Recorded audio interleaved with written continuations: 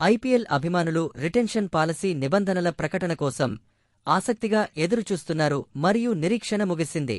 BCCI secretary జే Shah, IPL governing council చాలా ఆశ్చర్యకరమైన నిబంధనలను ప్రవేశపెట్టారు.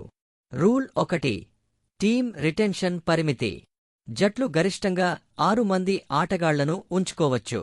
ఒక జట్టు తక్కువ మంది ఆటగాళ్లను కలిగి ఉన్నట్లయితే వారు వేలంలో ఉపయోగించడానికి ఆర్టీఎం మ్యాచ్ హక్కు కార్డులను అందుకుంటారు. ఉదాహరణకు 5 మంది ఆటగాళ్లను రిటైన్ చేసుకుంటే 1 ఆర్టీఎం కార్డు, 4 మంది ఆటగాళ్లను రిటైన్ చేసుకుంటే 2 ఆర్టీఎం కార్డులు, 3 మంది ఆటగాళ్లను రిటైన్ చేసుకుంటే 3 ఆర్టీఎం కార్డులు. జట్లు 6 మంది ప్లేయర్లను రిటైన్ చేసుకోవచ్చు లేదా ప్లేయర్లను రిటైన్ చేయనట్లయితే గరిష్టంగా 6 ఆర్టీఎం కార్డులతో వేలంలోకి ప్రవేశించవచ్చు. Rule 2 retained players composition. ఎంతమంది భారతీయ లేదా విదేశీ ఆటగాళ్లను రిటైన్ చేయవచ్చనే దానిపై ఎలాంటి పరిమితులు లేవు, కానీ అన్క్యాప్డ్ ప్లేయర్ల అవసరముంది. జట్లు తప్పనిసరిగా కనీసం ఒక అన్క్యాప్డ్ ప్లేయర్ని కలిగి ఉండాలి. 4 క్యాప్డ్ ప్లేయర్లు.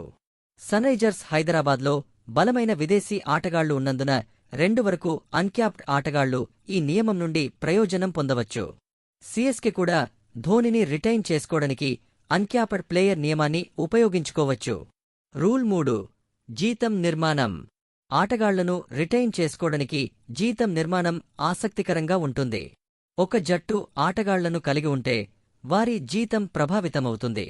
1వ ఆటగాడికి 18 కోట్ల రూపాయలు, 2వ ఆటగాడికి 14 కోట్ల రూపాయలు, 3వ ఆటగాడికి 11 కోట్ల రూపాయలు. 4 లేదా 5 మంది ఆటగాళ్లను రిటైన్ చేసుకుంటే 4వ మరియు 5వ ప్లేయర్లకు జీతం పెరుగుతుంది, వరుసగా 18 కోట్ల రూపాయలు మరియు 14 కోట్ల రూపాయలు. ఇది వేలం కోసం తక్కువ డబ్బుతో జట్లను వదిలివేస్తుంది. రూల్ 4 పర్స్ విలువ. జట్లకు 160 కోట్ల రూపాయలు పర్స్ ఉంటుంది. 6 మంది ఆటగాళ్లను రిటైన్ చేసుకుంటే జట్టు పర్స్ నుండి 79 కోట్ల రూపాయలు తీసివేయబడతాయి. ఇది వేలానికి ఎంత మిగిలి ఉందో ప్రభావితం చేస్తుంది. ఈ నియమం ముంబై ఇండియన్స్ మరియు కోల్కతా నైట్ రైడర్స్ వంటి ఫ్రాంచైజీలకు ప్రయోజనం చేకూరుస్తుంది. వారు తమ ప్రధాన ఆటగాళ్లను తక్కువ ఖర్చుతో ఉంచుకోవచ్చు. రూల్ 5 మ్యాచ్ ఫీజు మరియు ఒప్పందాలు. జట్లు ఇప్పుడు ఆటగాళ్ల జీతాలపైన మ్యాచ్ ఫీజు చెల్లించాలి. ఉదాహరణకు 18 కోట్ల రూపాయలు సంపాదించే ఆటగాళ్లు కూడా ఒక్కో మ్యాచ్కి 7.5 లక్షల రూపాయలు అందుకుంటారు. మొత్తంగా జట్లు మ్యాచ్ ఫీజులో అదనంగా 26 కోట్ల రూపాయలు ఖర్చు చేస్తాయి. పెరుగుతున్న పనితీరు ఆధారిత చెల్లింపులతో ఒప్పందాలు ఇప్పుడు 3 సంవత్సరాల పాటు కొనసాగుతాయి. రూల్ 6 విదేశీ ప్లేయర్ పార్టిసిపేషన్. విదేశీ ఆటగాళ్లు మెగా వేలం కోసం నమోదు చేసుకోవాలి. వారు పాల్గొనకపోతే లేదా అందుబాటులో లేకుంటే వారు 2 ఏళ్లపాటు ఐపీఎల్ నుండి నిషేధించబడతారు. ఇది మీకు నచ్చిన క్రికెట్ అప్డేట్లు.